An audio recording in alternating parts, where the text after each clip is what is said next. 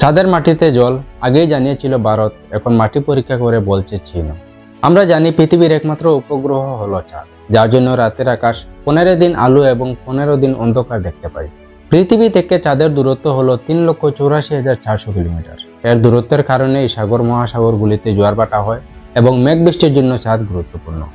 চাঁদ আমাদের পৃথিবীর জন্য এতটাই গুরুত্ব, তাহলে সত্যিই কি চাঁদের মাটিতে জল আছে? Imagine standing on the moon, looking back at Earth, a tiny blue marble suspended in the vast, inky blackness of space. It's a dream that has captivated humanity for millennia. And now, it's closer than ever before. চাঁদের মাটিতে কি জল আছে এ প্রশ্ন অনেক দিনেরই। ভারত প্রথম চাঁদের মাটিতে জলের অস্তিত্বের কথা জানায়, তাহলে এটা পরিষ্কার যে চাঁদে একসময় জল ছিল। 2009 সালে ভারতের প্রথম চন্দ্রযান একটি তথ্য পৃথিবীর সামনে তুলে ধরেছিল। চন্দ্রযান জানিয়েছিল চাঁদের যে অংশে সূর্যের আলো পড়ে সেই অংশের মাটিতে জল আছে। চাঁদের মাটিতে ভারত জলের অস্তিত্বের কথা জানায়, যার জন্য ভারত বিশ্ব মহাকাশ বিজ্ঞানের তোলপাড় ফেলে দেয়।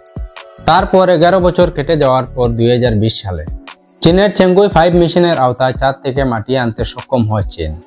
সেই মাটি পরীক্ষা করেছেন চীনের গবেষকরা, আর তাতেই তারা মাটিতে জলের অস্তিত্ব দেখতে পেয়েছেন। মাটিতে মিশে আছে জলের অণু। তাদের মাটি পরীক্ষা করে যে খনিজ পাওয়া গিয়েছে সেই খনিজের সঙ্গেই মিশে আছে জলের অণু। সাউথ চায়না মর্নিং পোস্ট এই খবরটি প্রকাশ করেছে, যা দেখে এটা মনে করা হচ্ছে যে একসময় চাঁদের মাটিতে জল থাকলেও থাকতে পারে। চাঁদের গায়ে যে সুবিশাল গর্তগুলি রয়েছে সেগুলিকে ক্রেটার বলা হয়, আর সবচেয়ে বড় ক্রেটারগুলির মধ্যে একটি হলো ক্লেভাস।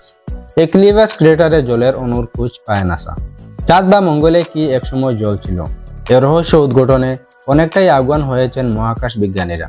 চাঁদে আর্টেমিস মিশনে মানুষ পৌঁছাতে চলেছে। সেখানে মানুষ পৌঁছাতে পারলেই চাঁদের অনেক রহস্য, যা এখন যন্ত্রের উপর নির্ভর করে সিদ্ধান্তে উপনীত হতে হচ্ছে, তা হাতে নাতে প্রমাণের সুযোগ আসবে। এমনকি চাঁদ সম্বন্ধে যে ধারণা এখন পর্যন্ত তৈরি হয়ে আছে, চাঁদে পৌঁছে সেখানে ঘুরে পরীক্ষা করতে পারলেই ওইসব ধারণার অনেকটা পরিবর্তন করা সম্ভব হবে।